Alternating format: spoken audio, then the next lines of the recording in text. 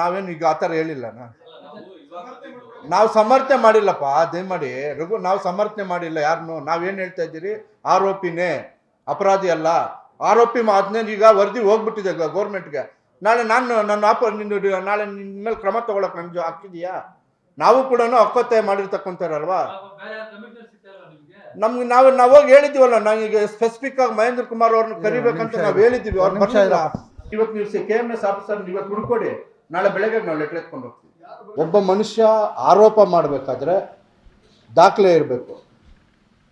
8 site ಒಂದೇ ಸದಸ್ಯರಿಗೆ ಕೊಟ್ಟಿದ್ದಾರೆ, ಒಂದೇ ಸದಸ್ಯರೇ ಮಾಡ್ಕೊಂಡ್ಬಿಟ್ಟಿದ್ದಾರೆ. ಅದು ಯಾರು ಅವರು ನಿನ್ನೆ ಪತ್ರಿಕಾ ಮಾಧ್ಯಮಕ್ಕೆ ಬಂದಿದ್ರು. ಅವ್ರ ಹತ್ರ ದಾಖಲೆ ಇದೆ, ನೆನ್ನೆನೇ ಬಿಡುಗಡೆ ಮಾಡಿಬಿಡ್ಬೇಕಾಗಿತ್ತು. ಇಂಥವ್ರು ಮಾಡ್ಕೊಂಡಿದ್ದಾರೆ, ಇಂಥ ಜಾಗದಲ್ಲಿ ಮಾಡ್ಕೊಂಡಿದ್ದಾರೆ, ಇಂಥ ಜಾಗದಲ್ಲಿ. ಬಹುಶಃ ನಮಗಂತೂ ಗೊಂದಲ ಇದೆ. CA ಸೈಟ್ಗಳು ನಗರಸಭೆಯಲ್ಲಿ ಎಲ್ಲೆಲ್ಲಿ, ಪಾರ್ಕ್ಗಳು ಎಲ್ಲೆಲ್ಲಿದ್ದಾವೆ ನಮ್ಗೆ ಗೊತ್ತು, CA ಸೈಟ್ಗಳು ಎಲ್ಲಿದ್ದಾವೆ ಗೊತ್ತಿಲ್ಲ ನಮಗೂ. ಅವ್ರ ಹತ್ರ ದಾಖಲೆ ಇದ್ದು ಯಾರಾದರೂ ಮಾಡ್ಕೊಂಡಿದ್ರೆ ಆ ದಾಖಲೆನ ಬಿಡುಗಡೆ ಮಾಡಲಿ, ಹೆಸರು ಸಮೇತ ಬಿಡುಗಡೆ ಮಾಡಲಿ. ವಿನಾಕಾರಣ ಆರೋಪ ಮಾಡೋದು ಸರಿಯಲ್ಲ. ಪ್ರಸಾದ್ ಅವರು ಆರೋಪಿ ಸ್ಥಾನದಲ್ಲಿರ್ತಕ್ಕಂಥದ್ದು ಸತ್ಯ. ಪ್ರಸಾದ್ ಅವರು ಕೂಡ CA ಸೈಟ್ ಮಾಡಿದರೆ, ಸಾರ್ವಜನಿಕರ ಸ್ಥಳಗಳನ್ನಾದರೂ ಕಬ್ಜಾ ಮಾಡಿ ಬೇರೆಯವ್ರಿಗೆ ಮಾಡಿದರೆ, ಅದನ್ನು ಯಾರಿಗಾದ್ರೂ ಕೊಟ್ಟಿದ್ರೆ ಅದು ಅಪರಾಧನೇ. ಇಡೀ ತಮ್ಮ ಗಮನಕ್ಕೆ ತಂದು ಬಿಡ್ತೀನಿ. ಇದು ದೊಡ್ಡ ಚರ್ಚೆ ಆಗ್ತಾ ಇರೋದ್ರಿಂದ ಗಮನಕ್ಕೆ ತರ್ತಾ ಇರ್ತಕ್ಕಂಥದ್ದು. ಇಡೀ ಕೋಲಾರ ಜಿಲ್ಲೆಯಲ್ಲಿ 6 ನಗರಸಭೆಗಳಲ್ಲಿ 3-4 ನಗರಸಭೆ ಇದ್ದಾವೆ, 2 ಪುರಸಭೆಗಳಿದ್ದಾವೆ, 1 ಪಟ್ಟಣ ಪಂಚಾಯತಿ ಇದೆ. ಬಹುಶಃ ಎಲ್ಲ ಕಡೆನೂ ಕೂಡ ಯಾರ್ಯಾರು ಸ್ವತ್ತಿದೆಯೋ, ಯಾರು ವಾಸ ಮಾಡ್ತಾ ಇದ್ದಾರೋ, ಈಗ ಸದ್ಯಕ್ಕೆ ಮನೆಗಳಲ್ಲಿ ಯಾರು ವಾಸ ಮಾಡ್ತಾ ಇದ್ದಾರೋ ಅವ್ರಿಗೆ ಖಾತೆಗಳನ್ನು ಕೊಡ್ತಾ ಇದ್ದಾರೆ. ಅಧಿಕೃತ ಅನಧಿಕೃತ ಅಂತೇಳಿ ಕೊಡ್ತಾ ಇದ್ದಾರೆ. ನಮ್ಮಲ್ಲಿ ಏನಾಗ್ತಾ ಇದ್ದೋ ಇದು ಎಲ್ಲ ಕಡೆನೂ ಆಗ್ತಾ ಇದ್ದಾವೆ. ಬರೀ ಸುದ್ದಿ ಇಲ್ಲೇ ಆಗ್ತಾ ಇರ್ತಕ್ಕಂಥದ್ದು. ಇವತ್ತು ನಾವೇ ನಮ್ಮ ಕಣ್ಣಾರೆ ನೋಡಿದ್ದೀರಿ. ಬಹುಶಃ ಈಶಾನ್ಯ ಸುಮಾರು ಸಲ ಓಡಾಡಿದ್ದಾರೆ, ನಮ್ಮ ಕಿರುವಾರ ಸುದರ್ಶನ್ ಇಲ್ಲ, ಅವರು ಸುಮಾರು ಸಲ ಓಡಾಡಿದ್ದಾರೆ. ಅನೇಕ ಡಾಕ್ಯುಮೆಂಟ್ಗಳಿದ್ರು ಕೂಡ ಆಗಲ್ಲ. ಕೆಲವು ಕಡೆ ಡಾಕ್ಯುಮೆಂಟ್ ಇಲ್ಲದೆ ಇರೋದ್ರಿಂದ ರಿಜೆಕ್ಟ್ ಆಗ್ತೈತೆ. ನಾವೇ ಹೋಗ್ತೀರಿ, ನೋಡಪ್ಪ ಏನೋ ಸಹಾಯ ಮಾಡಿರಿ. ಅವ್ರು ಮೆಡಿಕಲ್ ಸೀಟ್ಗೆ ಹೋಗೋರು ಇರ್ತಾರೆ, ಇಂಜಿನಿಯರಿಂಗ್ ಸೀಟ್ಗೆ ಹೋಗೋರು ಇರ್ತಾರೆ, ನಾವು ಸೈಟ್ ಮಾಡ್ಕೊಂಡು ಇಲ್ಲ ಮದುವೆ ಮಾಡ್ಕೊಳ್ಳೋರಿರ್ತಾರೆ. ನೋಡ್ರಿ ಏನಾದಾದರೆ ಸಾಧ್ಯವಾದರೆ ಸಹಾಯ ಮಾಡಿರಿ ಅಂತ ಎಲ್ಲರೂ ಕೂಡ ಹೇಳಿರ್ತಕ್ಕಂಥದ್ದು. ಯಾರ್ದು ನಾನು ಒಬ್ಬಂದಲ್ಲ, ಎಲ್ಲರೂ ಸೇರಿ ಹೇಳಿರ್ತಕ್ಕಂಥದ್ದು. ಈ ಥರದ್ದು ಎಲ್ಲಾದರೂ ಆಗಿದ್ರೆ ಅದು ಆಗಿರ್ತಕ್ಕಂಥದ್ದು ನಾವು ಕೂಡ ಒಪ್ತೇವೆ. ಆದರೆ CA ಸೈಟ್ಗಳು, ಪಾರ್ಕ್ಗಳು, ಯಾರ್ದೋ ಜಮೀನು ಯಾರಿಗೋ ಮಾಡ್ಕೊಟ್ಬಿಡೋದು, ಸರ್ಕಾರಿ ಜಾಗನ ಕಬಳಿಕೆ ಮಾಡ್ಕೊಂಡ್ಬಿಟ್ಟಿದ್ದಾರೆ, ಈ ಥರ ಕ್ಷುಲ್ಲಕ ಆರೋಪಗಳನ್ನು ಮಾಡ್ತಕ್ಕಂಥದ್ದು ಬಿಡಬೇಕು. ದಯಮಾಡಿ ನಮ್ಮ ಹಿರಿಯ ಸದಸ್ಯರು ಹೇಳಿದ್ದಾರೆ, ನೀವು ದಾಖಲೆ ತೊಗೊಂಬಂದು ಕೊಡಿ. ಯಾವ ಸದಸ್ಯರು 8 ಖಾತೆ ಅಂತ ಹೇಳ್ತಾ ಇದ್ರು, ಆ ಸದಸ್ಯರ ಹೆಸರಿಗೆ ಏನಾದರೂ ಅಥವಾ ಅವ್ರ ಸಂಬಂಧಿಕರ ಹೆಸರಿಗೂ ಅವರು ಯಾರಿಗಲ್ಲಾದರೂ ಒಬ್ರಿಗೇನಾದರೂ ಹೋಗಿದ್ರೆ ಇದೇ ಪತ್ರಿಕಾ ಭವನದಲ್ಲಿ ಅವ್ರ ಕೈಯಲ್ಲಿ ರಾಜೀನಾಮೆ ಕೊಡಿಸ್ತೇವೆ ನಾವು. ಇಲ್ಲ ನೀವು ಆರೋಪ ಮಾಡೋದು ಬಿಟ್ಬಿಡಿ. ಮುನೇಶ್ ಅವರ ಘನಚರಿತ್ರೆಯನ್ನು ನಾವೆಲ್ಲ ಓದ್ಕೊಂಡು ಬಂದಿದ್ದೇವೆ. DCC ಬ್ಯಾಂಕ್ ಮೇಲೆ ಆರೋಪ ಮಾಡಿ ಎಲ್ಲಿವರೆಗೂ ಬಂದಿದೆ, ಯಾವ್ಯಾವ ಇಲಾಖೆಗಳಲ್ಲಿ ಎಷ್ಟು ಮಾಹಿತಿ ಹಕ್ಕಾಗಿ ಹಾಕಿದ್ದೀರಿ ನೀವು, ಯಾವ ಮಾಹಿತಿ ಹಕ್ಕು ಹಾಕಿರೋದ್ರನ್ನು ಎಲ್ಲಿವರೆಗೂ ತೊಗೊಂಡೋಗಿ ತಾರ್ಕಿಕ ಅಂತ್ಯವನ್ನು ಕಂಡಿದ್ದೀರಿ ನೀವು.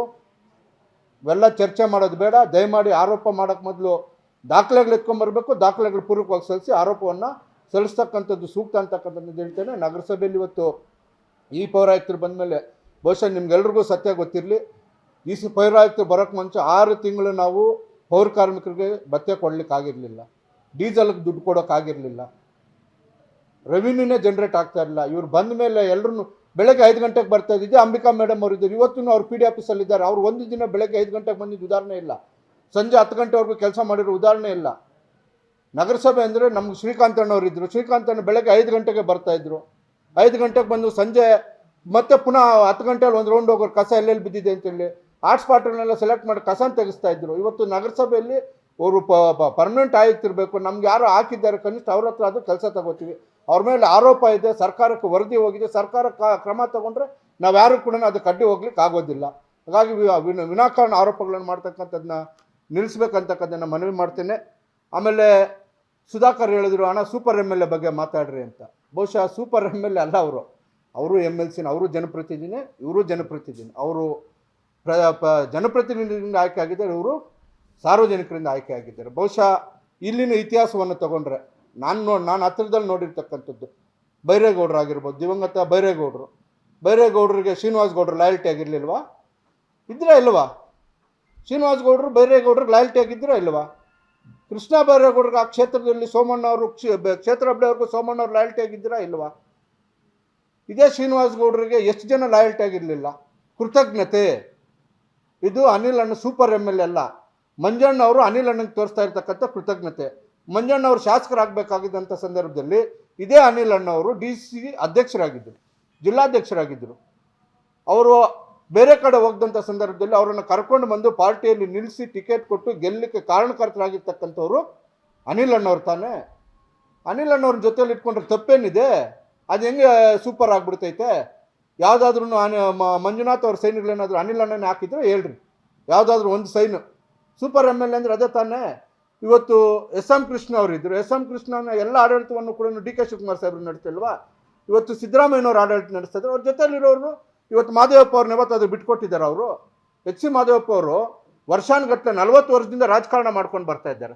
ಅವ್ರ ಜೊತೆಲಿ ಇಟ್ಕೊಂಡು ಹೋಗ್ತಕ್ಕಂಥ ಧರ್ಮನ ಅಲ್ವಾ? ಇವತ್ತು ನಜೀರ್ ಅಹಮದ್ ಸಾಹೇಬರು ಕೋಲಾರಕ್ಕೆ ಬಂದ ತಕ್ಷಣ ಯಾರನ್ನ ಕೇಳ್ತಾರೆ?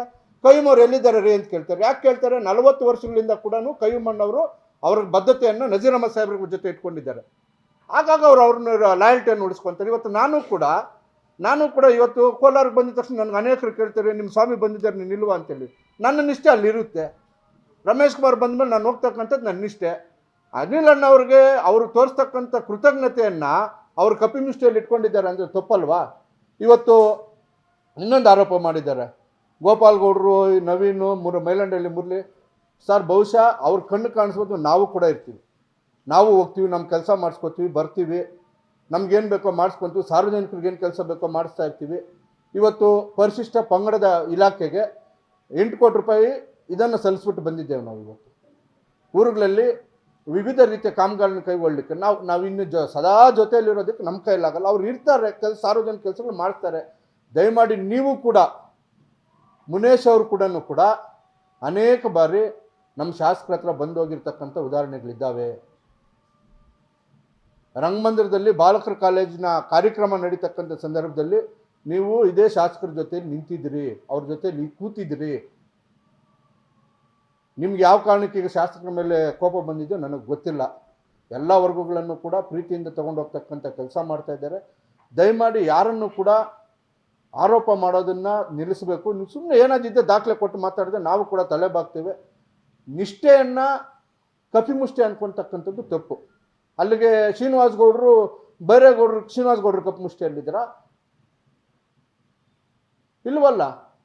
ಇವತ್ತು ಕುಮಾರಸ್ವಾಮಿ ಅವ್ರ ಜೊತೆಗೆ ಸಾರಾ ಮಹೇಶ್ ನಿಂತಿದ್ದಾರೆ ಗಟ್ಟಿಯಾಗಿ. ಎಲ್ಲರೂ ಬಿಟ್ಟು ಸಾರಾ ಮಹೇಶ್ ನಿಂತಿದ್ದಾನೆ. ಅಲ್ಲಿಗೆ ಸಾರಾ ಮಹೇಶ್ ಅವ್ರ ಕಪಿಮುಷ್ಟಿಯಲ್ಲಿ ಕುಮಾರಸ್ವಾಮಿ ಅವರು ಇದ್ದಾರಾ?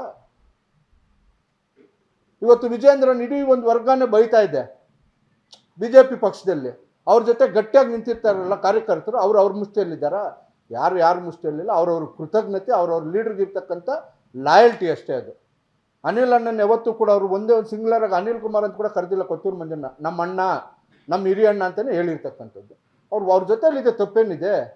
ನಿಮ್ಮ ಕೆಲಸಗಳೇನೋ, ಸಾರ್ವಜನಿಕರ ಕೆಲಸಗಳೇನಾದರೂ ಅನಿಲ್ ಕುಮಾರ್ ಅವರು ತೊಂದರೆ ಮಾಡಿದ್ದಾರಾ? ಮಂಜಣ್ಣ ಹೇಳಿದ ಮಾತು ಕೇಳ್ಕೊಂಡು ತೊಂದರೆ ಮಾಡಿದ್ದಾರಾ? ಇಲ್ಲ ಮಂಜಣ್ಣ ಅವ್ರ ಮಾತು ಕೇಳಿ ತೊಂದರೆ ಮಾಡಿ? ಸಾರ್ವಜನಿಕರ ಕೆಲಸಕ್ಕೆ ಎಲ್ಲೂ ಅಡ್ಡಿ ಆಗಿಲ್ಲ. ಸರ್ಕಾರ ಅಂದಮೇಲೆ ಕಾರ್ಯಕರ್ತರನ್ನು ಉಳಿಸ್ತಕ್ಕಂಥದ್ದಾಗ್ತೈತೆ, ಕಾರ್ಯಕರ್ತರನ್ನ ಬೆಳೆಸಬೇಕಾಗ್ತೈತೆ. ಅವೆಲ್ಲವೂ ಕೂಡ ಜೊತೆಯಲ್ಲಿದ್ದಾಗ ಮಾತ್ರ ಅದು ಸಾಮರಸ್ಯ ಸಾಧ್ಯವಾಗೋದು. ಇವತ್ತು ಇವರಿಬ್ಬರೂ ಕೂಡ, ಯಾರು ಅನಿಲ್ ಅಣ್ಣವ್ರು ಇರ್ಬೋದು, ಮಂಜಣ್ಣವ್ರು ಇರ್ಬೋದು, ಇವರಿಬ್ಬರು ಕೂಡ ಯಾರಿಗಾದ್ರೂ ಲಾಯಲ್ಟಿ ಇದೆ, ಅದು ನಜೀರ್ ಅಹಮದ್ ಸಾಹೇಬ್ರಿಗೆ. ಅವ್ರು ಯಾವುದು ಒಂದೇ ಒಂದು ಕೂಡ ನಜೀರ್ ಅಹಮದ್ ಸಾಹೇಬ್ರ ಮಾತಿಲ್ದಿರ ಒಂದನ್ನು ಕೂಡ ಮಾಡೋದಿಲ್ಲ. ಅಲ್ಲಿಗೆ ಅವ್ರನ್ನ ನಜೀರ್ ಅಹಮದ್ ಸಾಹೇಬ್ರ ಕಪಿಮುಷ್ಟಿಯಲ್ಲಿದ್ದಂಗ ಎಲ್ಲರೂ ಕೂಡ ಇದು ಅಧಿಕಾರ ಅಂತಕ್ಕಂಥದ್ದು ಸಾರ್ವಜನಿಕರಿಗೆ ಒಳ್ಳೇದು ಮಾಡಬೇಕಂದ್ರೆ ಪರಸ್ಪರ ಹೊಂದಾಣಿಕೆಯಲ್ಲಿ ಮಾಡಬೇಕಾಗಿರ್ತಕ್ಕಂಥ ಸಂದರ್ಭ ಇರೋದ್ರಿಂದ ಇವೆಲ್ಲ ಆಗ್ತಾ ಇರೋದು. ದಯವಿಟ್ಟು ಈ ರೀತಿಯ ಆರೋಪಗಳನ್ನು ಬಿಟ್ಟು ಆಧಾರಗಳನ್ನು ಕೊಡ್ತಕ್ಕಂಥ ಕೆಲಸ ಮಾಡಬೇಕಂತಕ್ಕಂಥದ್ದು ನಾನು ಹೇಳ್ತೇನೆ.